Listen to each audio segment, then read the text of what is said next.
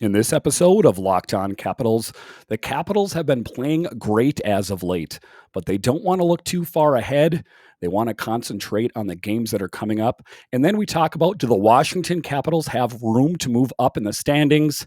And then we take a look at the line pairings. It seems like whatever Peter Laviolette and the team has come up with has worked. We'll talk about all of that and more next on this edition of Locked On Capitals.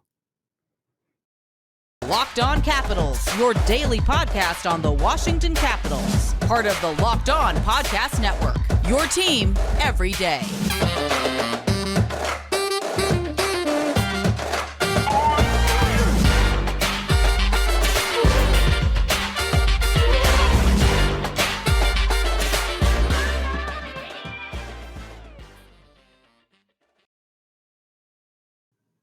Well, hello and welcome in to this edition of Locked On Capitals. I'm so glad you decided to join me today. As always, this podcast is free and available on all platforms. And I want to thank you for making this your first listen or view of the day. My name is Dan Holme. You can find me on Twitter at DanCaps218. You can find Locked On Capitals on Twitter. It's at Locked On Caps. And again, another podcast where my voice is not 100%. Please bear with me as I make it through this podcast. So we're going to talk about the Capitals and their push for the playoffs. But one of the things that they need to work on is just keeping their mind at the task at hand, not going too far ahead in looking at who they're going to be facing in the playoffs. Just concentrate on who they are playing right now. You got to get past your next opponent. In this case, it's going to be the Toronto Maple Leafs. So let's not think about, are they going to be playing the Panthers or are they going to be playing the Hurricanes? Let's just concentrate on who they're playing next. I think it's good right now, like we're playing every other day, Laviolette said on the Sport Junkies on 106.7 The Fan on Wednesday. I think, including last night's game, it's like 10 games in 18 days.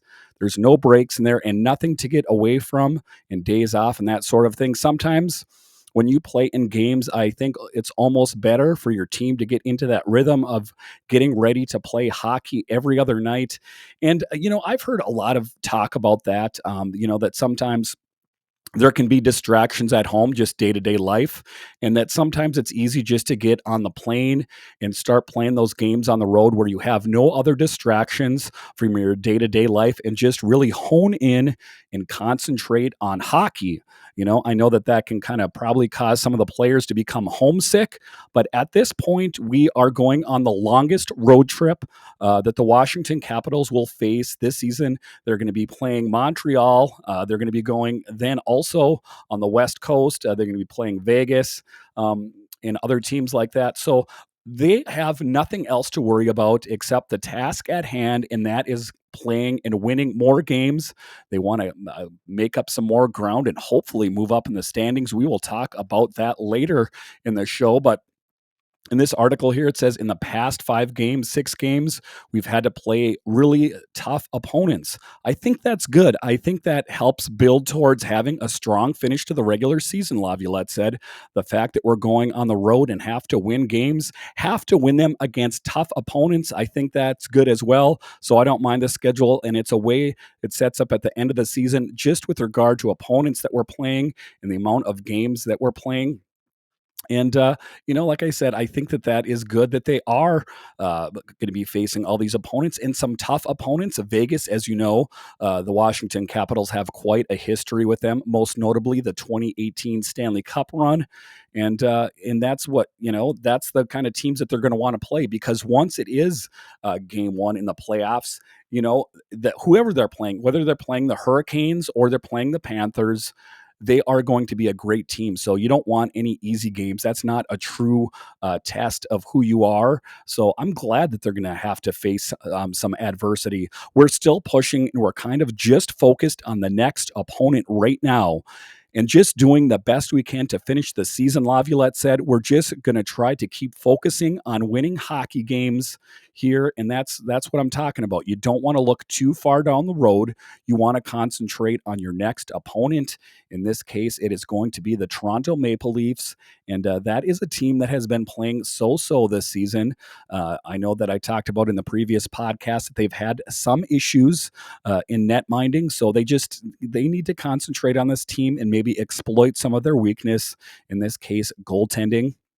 And as the postseason nears, a playoff series with the rival Penguins in the Eastern Conference remains a possibility. Washington's battle with Pittsburgh has been well documented over the last decade and a half, and it seemed a foregone conclusion that the two squads will meet each other in the second round. Is that a potential outcome this year? Maybe, but again, Laviolette refuses to focus his energy on anything but what's right in front of the Capitals right now, as this story is in NBC Sports Washington. And it's a good read if you have a time to take a look at it. It just talks about, the potential teams that they could be playing. And, at this point, I would kind of like them to play the Penguins again, wouldn't you? It always seems to be, it's one of their bitter rivals. And I think that I like how they stack up with each other, especially how the Capitals and the Penguins played the last game. You had that game where Sidney Crosby punched Dowd in the face. I think there's going to be some payback for that. I don't think that the Washington Capitals are going to let them get away with that. I also think that the Pittsburgh Penguins are going to want to have revenge there as well. You're going to have to be patient. I don't think we'll see them in the first round. I don't think we'll get that matchup, Laviolette said. It builds for a good rivalry. There's no question that Washington and Pittsburgh and all the history that goes with it, and Ovi and Sid, and the fact that it's a division rivalry makes for a great playoff round. And it always seems, no matter what, that those two teams end up facing each other at some point. So it only seems inevitable that they will face each other, if not in the first round, the second round, like they talked about in this article. And I think that's good, because I think that that helps get the Capitals and the Penguins, for that matter, primed for a really great series. As you know, Ovi and Sid have quite a rivalry that goes back and forth. And those two guys don't like to fight as much as they used to, but they seem to get quite snarly when they play each other. That's what I think people like watching, and they like seeing when those two teams play against each other. It brings out the best and the most physical and the good and the bad and the ugly. It brings out everything, and that's the emotion of the game, and that's what makes playoff hockey so great. Maybe down the road on that one. And, I know just in the last couple of years it's been where they've played the Penguins, and when the Flyers were good, they played the Flyers. But I hope that somewhere in there, if it's not the second round, whenever, that the Washington Capitals end up playing the Penguins, because that is always a great series. But like this, they talk about here, you don't want to look too far ahead. That's when you're going to end up getting in trouble, where you're only kind of planning on where you're playing next. Just concentrate on the next game. That's what's important here. All right, after the break, we are going to talk about, is it possible for the Washington Capitals to move up in the standings? Of course it is, but what will it take? We'll talk about that, but first, today's episode is brought to you by BetOnline.net. It is your number one source for all your sports betting and stats. Find all the latest sports developments, league reviews, and news, including this year's basketball playoffs and start of the Major League Baseball season. BetOnline is your continued source for all your sports wagering information, from live betting to playoffs, esports, and more. Head to the website today or use your mobile device to learn more about the trends and action. BetOnline, where the game starts. And before we start this next segment, I have to mention Locked On Now. Locked On Now is basically like your coverage of what is going on in the NHL. Yeah, you don't have to go to the NHL Network or ESPN or wherever you happen to live. You can go to Locked On Now and be in the know when it comes to the Washington Capitals and the NHL in general. All right. In this next segment, we are going to talk about the Capitals have final 10 games offer a chance for advancement and higher playoff seed. Do you think it's possible that the Washington Capitals, could end up moving up in the standings, and what difference that will make? In this article here, it says, what a difference a week makes. Last Sunday, the Washington Capitals came out flat after an extended 5-day break with a 5-1 loss to Minnesota Wild, and things looked bleak for the Caps' future. The loss seemingly locked them into a second wild card spot in the Eastern Conference and may have put their playoff existence at risk by trailing the third place Pittsburgh Penguins by 8 points in the Metro Division standings. Their lead over the New York Islanders also dropped down to 11 points, all the way down from 19. Unexpectedly, the Capitals reeled off a trio of impressive wins over the Tampa Bay Lightning, Penguins, and Boston Bruins, and now they are virtually assured of a playoff berth and could even chase down the Penguins for the third spot in the division should they falter down the stretch. And that kind of relates to the first segment there, is that their steady play as of late has really helped them out to move up in the standings. And I think that you are going to see more of this. Like I've talked about, whatever was discussed in the meeting with TJ Oshie and the rest of the players seems to have worked. They all seem to be reading off the same script and playing very well. Their keys to success are going to be continued consistent net minding and great defense in front of the goaltenders, because let's face it, the greatest goaltenders in the world cannot play well if they have weak defense in front of them. If they're always coughing up the puck or they're just collapsing in front of the net, it's not going to go well for the Capitals or any team in general. Washington's win streak has closing in on the 14th playoff appearance in the last 15 years. The Capitals need just a combination of 8 points won by them or lost by the Islanders to officially secure a spot in this year's postseason. And as a bonus for the Caps, a Penguin slump allowed them to pull within 4 points of the rivals, with the Capitals holding a pair of games in hand. The win streak and head-to-head win also allowed them to move within range of both the Bruins and the Lightning, trailing the potential other wild card clubs by 5 and 6 points respectively, and securing the first wild card spot should they pass either the Atlantic Division club. And this is from the Hockey Writers. They talk about that. It's a good read. And I just think that, it is definitely possible that the Capitals could move up in the standings. What it's going to depend on is, are some of the other teams in the division going to falter, or are they going to fall flat? It all remains to be seen. I think this Capitals team is stacked, and I think that they are, they're making a great run for the playoffs. I think that they're turning it on at the right time. If you looked at that slump that they had, that's been some time already, and they haven't had any real big losses except for those two kind of what I'm going to call fluke losses to the Hurricanes and the Minnesota Wild. I know that a lot of fans out there kind of said, well, here we go. This is the descent of the Washington Capitals. They are going to fall from grace. But then, this last 4 games, they have really ratcheted it up, and I'm looking for a big finish from this team. If you take a look, they played some big opponents. They played Tampa. They played the Penguins, the Bruins, and then the Flyers. The Flyers are not as big of a competition, or they weren't as good of a proving ground, but the previous 3 games before that were definitely statement wins.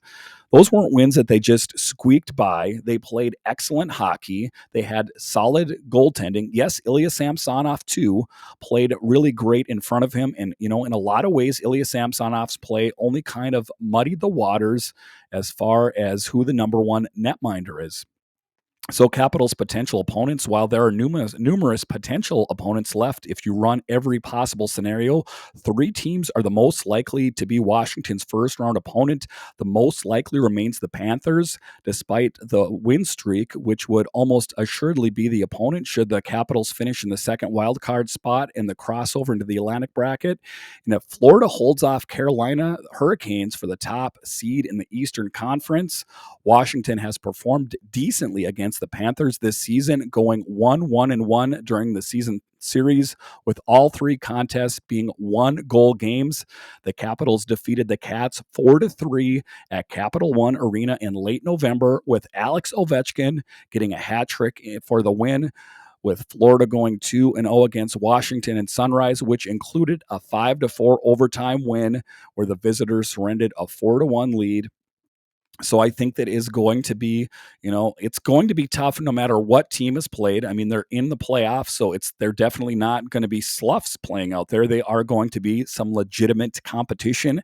And I don't think the Capitals would really have it any other way, would they? They want to go out there and play a team that is a stiff competition. And the Panthers or the Hurricanes will be that. Certainly with the Panthers, have been one of the top teams in the East this season. Their play as of late has raised some concern in South Florida.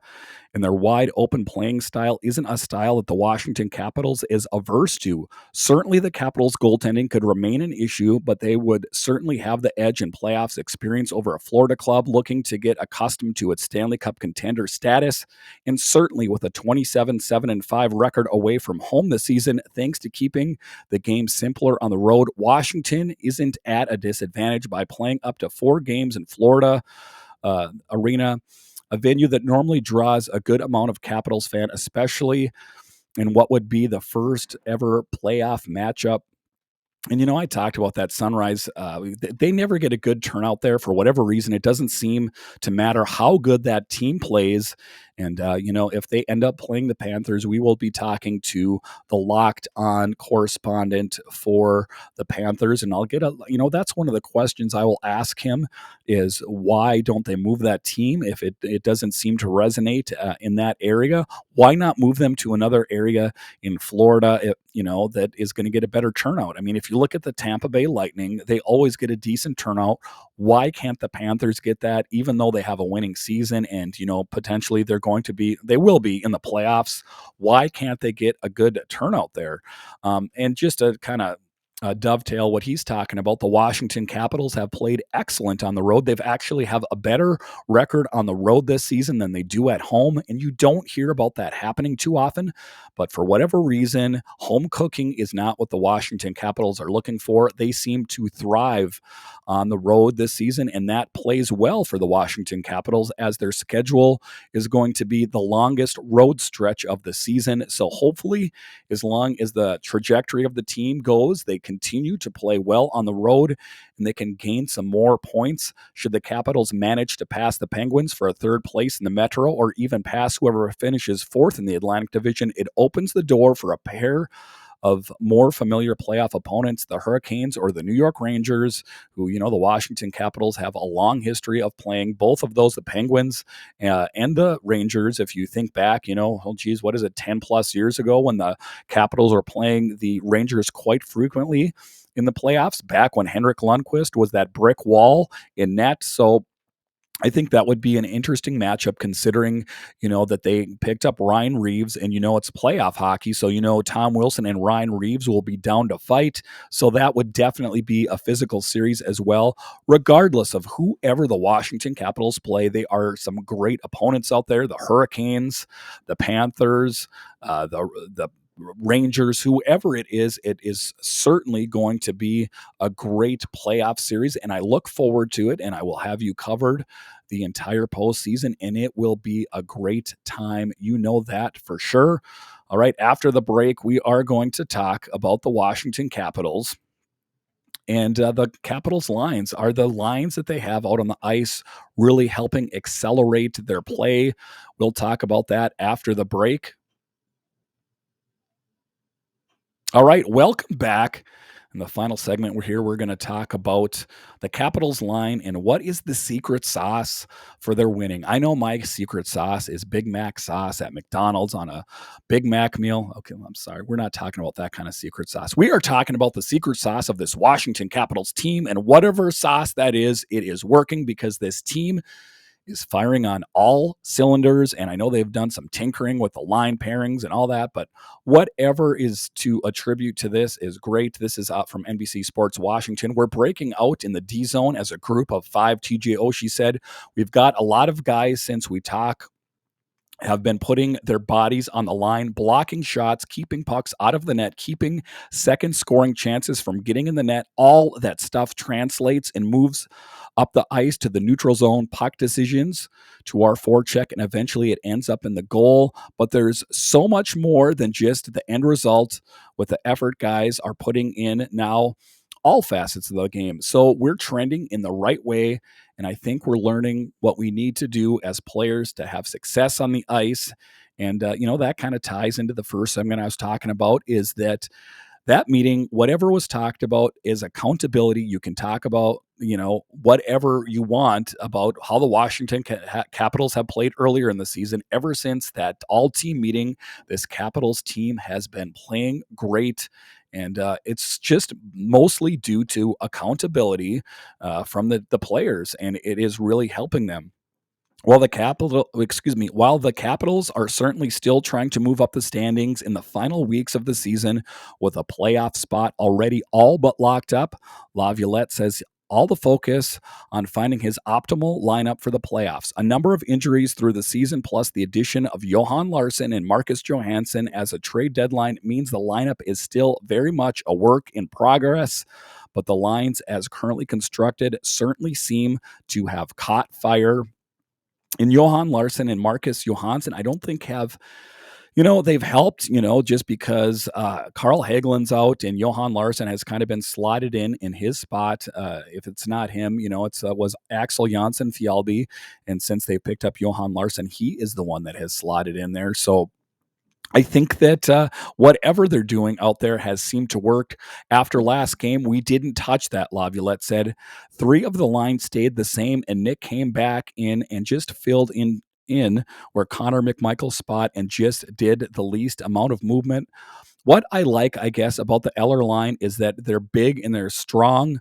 They can handle size. They still have all the skill. They seem to have good chemistry in the first game, so we just left it alone. And Eller, whatever, that line seems to be working well for him as he has scored, 3 goals in the last couple games. He scored 2 in the last one and 1 before that. So, yes, Eller has been playing great, and the lineup finally seems to be working. I know I've talked about in previous podcasts where you don't want to overthink it. You don't want to tinker with that lineup too much, and I think that what they're doing now is working. They need to continue with that, and it'll remains to be seen what they do in Toronto, but I would say keep going forward with that lineup and just see how they play. Lars has had some big games, Laviolette said. For Larsson to get on the board with a goal, guys contributing from different areas, that's really good. I think the guys that typically put up a lot of points and contribute offensively are really happy when other guys can contribute too. And I know that I've heard some, people talking around the league that the Washington Capitals are a one-dimensional team. Well, this is proving that you're getting from scoring from Johan Larsson, you're getting it from Eller, you're getting it from Farivar, you're getting it from every angle possible, that this team is not one-dimensional. They can, in fact, get scoring on all lines. That hasn't been evident until recently, but whatever, they are playing great right now, and that's what it's all about. To get all the forwards as healthy as we've been in a while and to be able to sit on those lines, I thought was really good. Laviolette said it seemed like we got good zone time from all the line. It just seemed to click good and have great chemistry. And, like I say, don't fix it if it isn't broke. And, sometimes they like to overthink it. Unless these lines start to falter, I say the Washington Capitals keep things the way they are. Don't overthink it. Things are going well. And you won 4 big games in a row. There's nothing to mess with there. I also say, despite what I've said earlier in the season, stick with Ilya Samsonov in there unless it's a back-to-back, which they don't have for a little bit here. So go with Samsonov in the next game. A lot of people that have listened to this podcast so far are going to go, is he drunk? What is he talking about? He hates Samsonov. I do not hate Ilya Samsonov. I hated his inconsistent play, but it seems that he has dialed it up, and I'm all in on Ilya Samsonov as long as he continues to play great, and I have no reason to think that he won't. And it's going to be exciting here as we wrap up on this season, isn't it? I'm so looking forward to it. We got Toronto and Montreal coming up this week, and then the West Coast swing next week. This is going to be a great test for this Washington Capitals team, and all of you out there should be so excited. All right, this has been this edition of Locked On Capitals. Now make your second listen to Locked On Fantasy Hockey. Host Steele Roden and Flip Livingstone help you become the expert of your fantasy league. It's free and available wherever you get your podcasts. And once again, thank you for joining me as I still have a cold or a tickle in my throat or laryngitis, whatever the case may be. I'm going to struggle through because, that's what you got to do. I'm covering this team for you guys, and I enjoy doing it. And I will talk about the game tomorrow, about how they are going to be playing the Toronto Maple Leafs and all that. It is going to be so great, and I just enjoy this Capitals team and the trajectory that they're going in. All arrows point up. And all you Caps fans out there should be happy because this team is playing well. All right, I will talk to you guys again tomorrow. Thank you for listening.